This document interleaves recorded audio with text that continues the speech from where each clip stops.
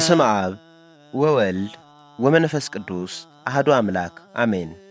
መጋቢት 5 በየዓመቱ መጋቢት 5 የምናከብረው በዓል አባታችን አቡነ ገብረ መንፈስ ቅዱስ ያረፉበት በዓል ነው። በዚህች ዕለት ቅድስት ቤተ ክርስቲያናችን በቅዳሴዋም በትምህርቷም ሁሉ እኚህን ታላቅና ቅዱስ አባት ታነሳለች፣ ታወድሳለች፣ ተጋድሏቸውንም ለልጆቿ ታስተምራለች። አቡነ ገብረ መንፈስ ቅዱስ ሀገራቸው ንሂሳ ወይም ግብፅ ሲሆን አባታቸው ስምዖን እናታቸውም አቅሌስያ ይባላሉ። ልጅ አጥተው 30 ዓመታት ሲያዝኑ ኖረዋል። እኛ አንድ ነገር ለምነን በእኛ አቆጣጠር ካልተመለሰልን ስንት ቀን እንታገስ ይሆን? ዛሬ በልጅ ምክንያት የፈረሱ ትዳሮች ስንት ናቸው? ለመሆኑ እግዚአብሔርን ስንለምነው እንደምን ባለ ልቡና ነው? ጥያቄያችን ፈጥኖ ላይመለስ ይችላል። ያልተመለሰው ለምንድን ነው ብለን ግን መጠየቅ ይገባናል። ቅዱስ ዮሐንስ አፈወርቅ የምንለምነውን የማናገኘው በእምነት ስለማንለምን ነው፣ በእምነት ብንለምንም ፈጥነን ተስፋ ስለምንቆርጥ ነው ይላል። ሰውም ብንለምነው እንደ በዘበዝነው እንደ ጭቅጭቅነው አድርጎ ሊቆጥረው ይችላል። እግዚአብሔር ግን እንዲህ አይደለም። ለምኑ ታገኙማላችሁ፣ አንኳኩ ይከፈትላችሁማል ያለን እርሱ እግዚአብሔር እንጂ ሰው አይደለምና የሚያስፈልገን ከሆነ ያለ ጥርጥር ይሰጠናል። መቼ? ዛሬ ሊሆን ይችላል፣ ነገም ሊሆን ይችላል፣ ወይም እንደ ስምዖንና እንደ አቅሌስያ የዛሬ 30 ዓመት ሊሆን ይችላል። ጭራሽኑ ላይሰጠንም ይችላል። አልሰጠንም ማለት ግን ጸሎታችን ምላሽ አላገኘም ማለት አይደለም። የለመንነው እኛን የሚጎዳን ስለሆነ እንጂ እግዚአብሔር ሲሰጥ ስለ ፍቅሩ፣ ሲነሳም ስለ ፍቅሩ ነውና።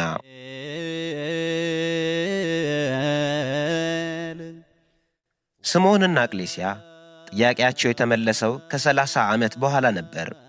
ከስዕለ ቅድስት ሥላሴ ስር ወድቀው እግዚአብሔርን ሲለምኑ።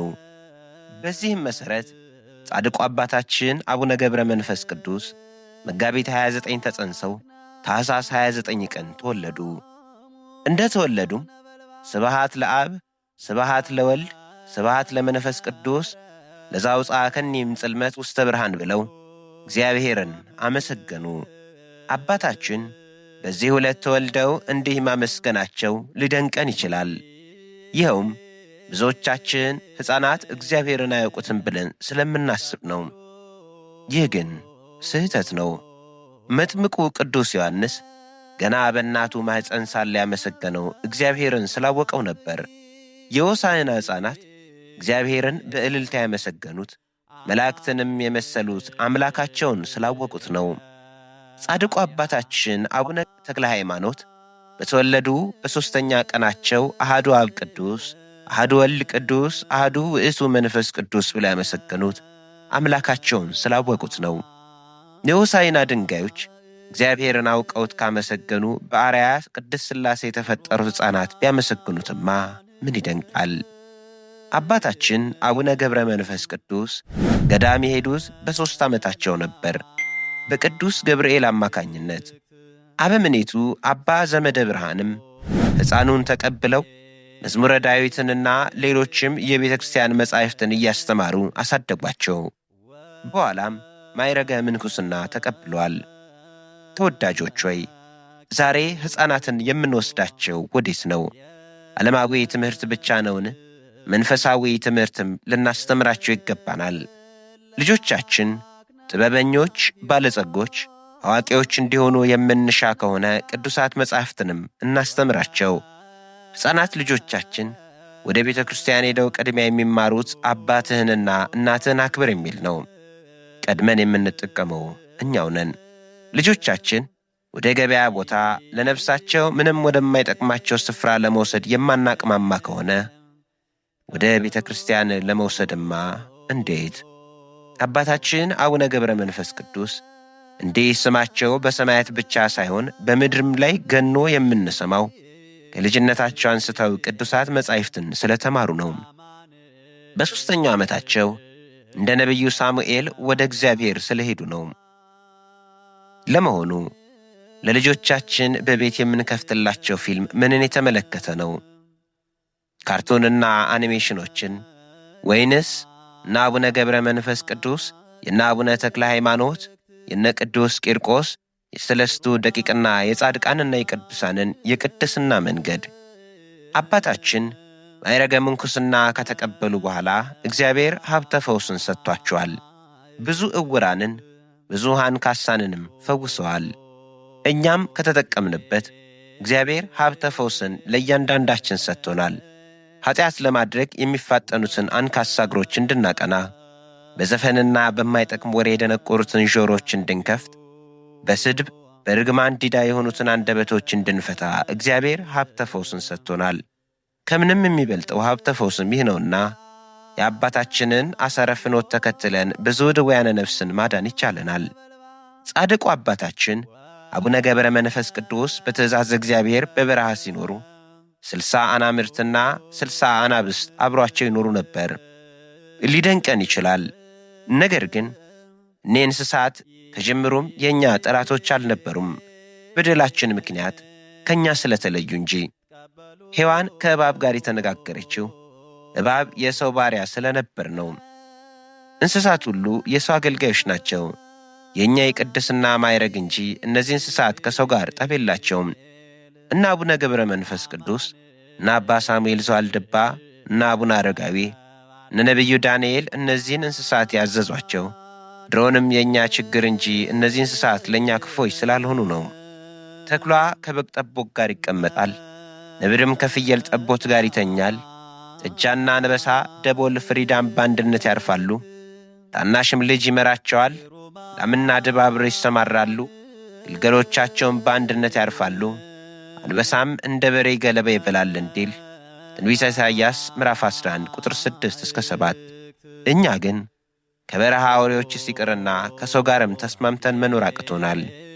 ጻድቁ አባታችን አቡነ ገብረ መንፈስ ቅዱስ ዕድሜያቸው 300 ዓመት ሲሆን ከእግዚአብሔር ቃል ኪዳን ከተቀበሉ በኋላ ወደ ኢትዮጵያ መጡ። እንደመጡ የሄዱት ወደ ሮሃ ነበር። በዚያም ከጻድቁ ንጉሥ ቅዱስ ላሊበላ ጋር ተገናኝተው ሥራውን ባርከውለታል። በመላዋ ኢትዮጵያ ተዘዋውረው ከማስተማራቸውም በላይ የዝቋላንና የምድረ ከብድን ገዳማት መስርተዋል። አቡነ ገብረ መንፈስ ቅዱስ አንድ ቀን ከምድረ ከብድ ተነስተው ወደ ዝቋላ ሲሄዱ ሥላሴን በሽማግሌዎች አምሳል በጥራ ስር አርፈው ያገኟቸዋል። በእግዚአብሔር ዙፋን ተማጽነናል፣ አዝለህ አንዳንድ ምዕራፍ ሸኘን አሏቸው። ጻድቁ አባታችንም ቅድስት ሥላሴን አዝለው ሸኟቸው። በኋላ ግን በአንድነት በሦስትነት ተገለጡላቸው። አባታችን ደንግጠው ወደቁ። ወየው እግዚአብሔር ስንት ጊዜ ተሸከሙኝ ብሎ ለምኖ ይሆን? ስንት ጊዜ አልፈነው ሄደን ይሆን? እግዚአብሔር የሚሸከም እንጂ የሚሸከሙት አይደለም። ግን አባት ነውና ከልጆቹ ጋር መጫወት፣ ልጆቹን መባረክ፣ ልጆቹ ርስቱን መንግሥቱን የሚወርሱበት መንገድ ያዘጋጃል። ቅዱስ ዮሐንስ አፈወርቅ ወዳጄ ሆይ እግዚአብሔር ነዳያንን የሚልክልህ መስጠትን እንድትለማመድ ነው። ዛሬ በነዳያኑ አድሮ የሚለምንህ ለኋለኛይቱ ቀን ስንቅ እንዲያስቀምጥልህ ወዶ ነው። ታዲያ ንጉሥ ወደ ቤቱ መጥቶ የሚያባረር ሰው እንደምን ያለ ጎስቋላ ሰው ነው? እንግዲያውስ ነዳያንን ስታይ ወደ አንተ የመጣው ንጉሠ ሰማይ ወምድር ክርስቶስ እንጂ ሰው አይደለምና አትክፋው። በረከትህም ከቤት አውጥተህ አትሸኘው ብሎ ያስተማረው ምንኛ ግሩም ነው። በሌላ ጊዜ ወደ አረብ ሀገር ሄደው ነበር ጻድቁ አባታችን። በጣዖታቱ ያደሩ አጋንንትም ፈርተው ሸሹ። ጣዖታቱ ተሰባበሩ። የአረቡ ንጉሥም ይህን አይቶ አንተ ጸጉር ልብሱ ምንድነህ? ሰው ነህን? አላቸው። እርሳቸውም አዎን ሰማይና ምድርን በፈጠረ በኢየሱስ ክርስቶስ የማምን ሰው ነኝ አሉት። ንጉሥም አይሁድ ሰቅለው በገደሉት ሰው ታምናለህን? አላቸው። አፍረበት መስሎሃልን? አንተም ብታምንበት የዘላለም ሕይወት ታገኝበት ነበር ብለውታል ጻድቁ አባታችን። ቅዱስ ጳውሎስ በወንጌል አላፍርም እንዲህ ማለታቸው ነበር።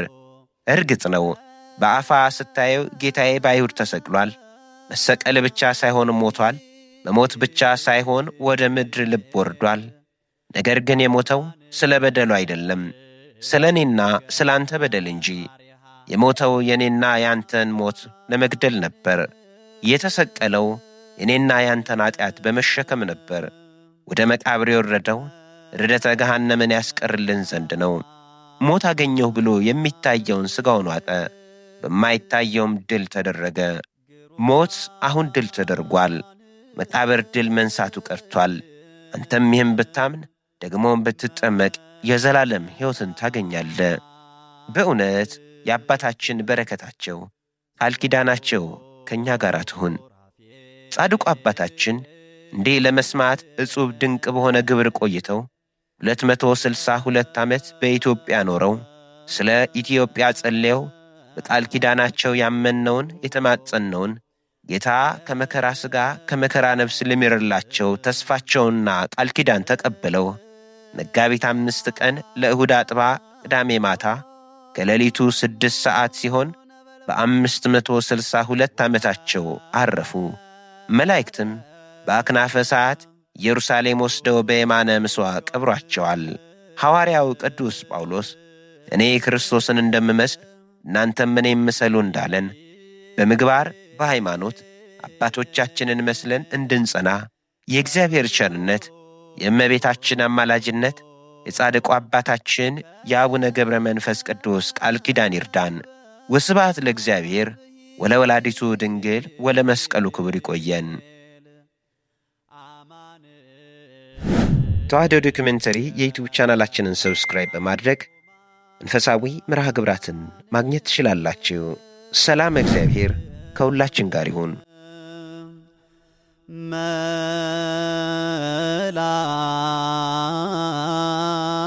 መላእክት ግሩማን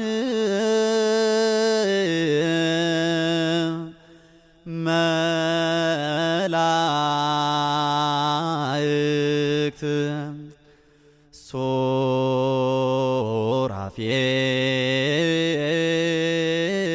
ሱራፌል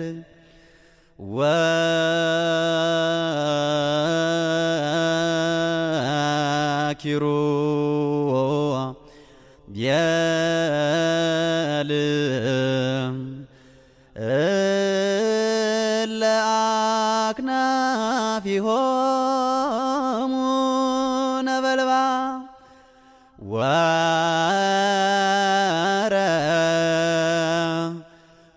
ወረዶዮም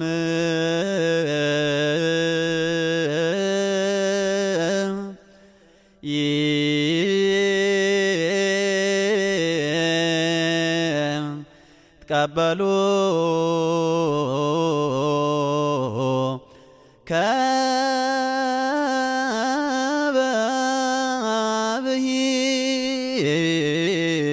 ከበብሂል አማን ገባሪሃ